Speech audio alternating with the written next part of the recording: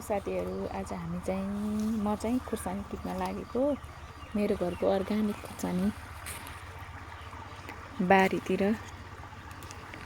लटरम्म फलेछ।